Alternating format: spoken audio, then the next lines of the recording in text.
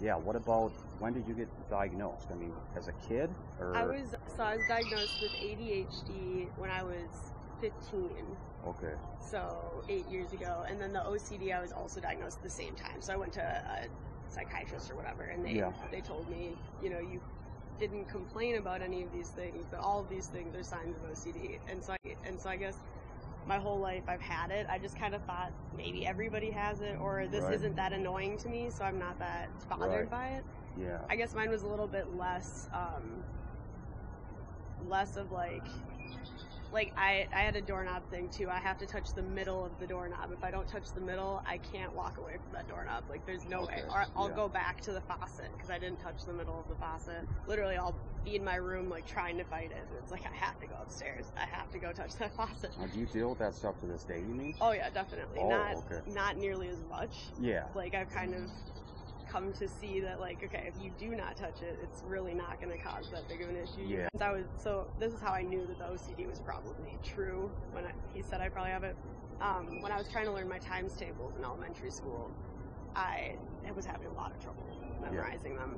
And so I came up with this thing in my mind where if, like, the time is the same numbers surrounding the middle numbers, like 121 or like 343, I have to say 4 surrounded by 3 4 times, and then 4 times 3 equals 12.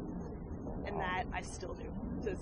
So that's like probably the most annoying thing, because I'll be in the middle of a conversation with somebody and like look at the clock, and I have to like pause and then do that in my head. It's really annoying if it's like 151, you know, because I have to say it 5 times. And then, people are always like, why'd you just do that? Yeah. I usually just say, I was just thinking, but I definitely am doing that times table thing. Yeah, it sounds like you go through, so you're going through the stuff that I went through, like, in school. Yeah, so, like when you were younger than I am. Yeah. Mine kicked in way later, for sure. I didn't struggle with it at all. So you didn't deal with it as a kid? No, as a kid, well, so I was always getting really good grades, and I think elementary school was just really easy for me, so the fact that I wasn't paying attention didn't matter. Yeah. But I definitely was not paying attention. I just was able to pass my tests and stuff, and then in high school I couldn't get the good grades anymore. I started having to pay attention in order to pass, and that's when I got diagnosed. Oh, okay. Yeah. Okay. Yeah, I was kind of the opposite. Like, I couldn't get a good grade for the life of me. I did good in gym. He's got ADD, you know. For sure. His mom wants him to focus on something.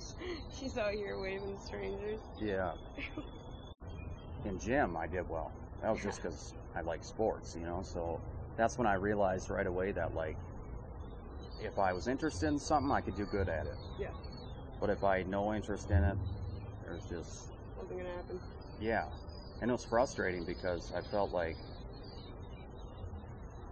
almost none of the kids in the class were probably interested in learning and stuff, but they could still do it. And they could still retain it in their mind, and they could still stay focused. Yeah. And it felt like studying and stuff for school, it just felt like cancer to me. Sometimes even now, like, I had a job opportunity not long ago where I was studying. There was like 80 pages of stuff to study, and I had to go take a test to get licensed or whatever. And like, I felt like I was dying, like trying to do it, just because I was like, how the hell am I going to retain 80 pages of stuff is what I was, and it just...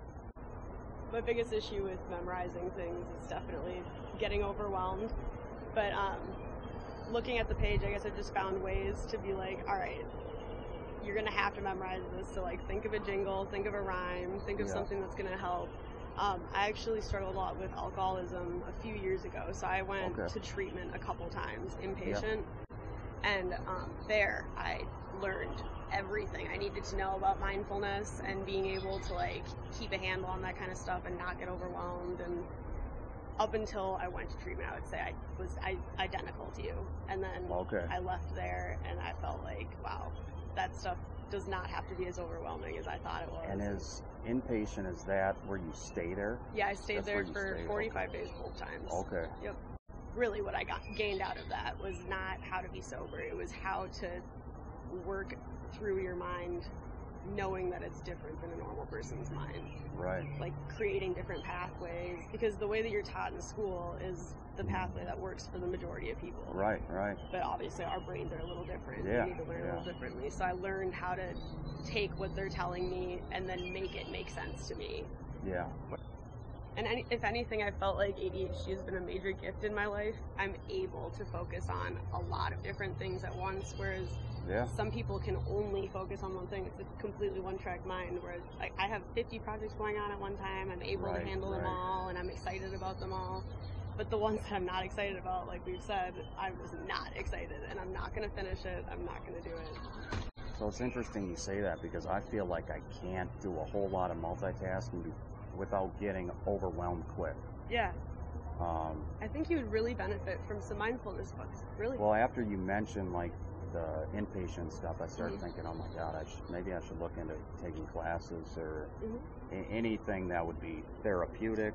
And it opened my eyes. I started thinking, oh my God, I've been on meds since I was like 6. Yeah. Like, and I'm still to this day on meds. Yeah. So I started to get paranoid, like, oh shit, you know? Yeah, What if I ruin my body? Yeah. Yeah. So were you ever prescribed meds? Yeah, so I am prescribed Adderall. Sometimes I'm just go, and I do not let other people talk, and I get aggravated sometimes. Like, if I'm in a project, or like specifically at work, if I'm doing something at work and somebody wants to have a quick chat or anything, they interrupt me, I'm like, I'm just so aggravated with them, and it's annoying that my blood boils so quickly, but it's not that common that happens. It's just every once in a while. Yeah, I guess I read a statistic that like a lot of adults take it who don't have any symptoms. Yes, absolutely. And it just because they're works so like productive. speed on Yeah.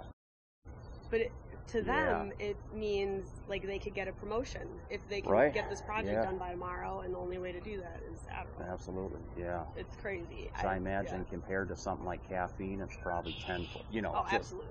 A gluten-free. This sounds crazy. A gluten-free diet can completely replace Adderall. At least for me, it completely replaced it, and my OCD symptoms went down as well.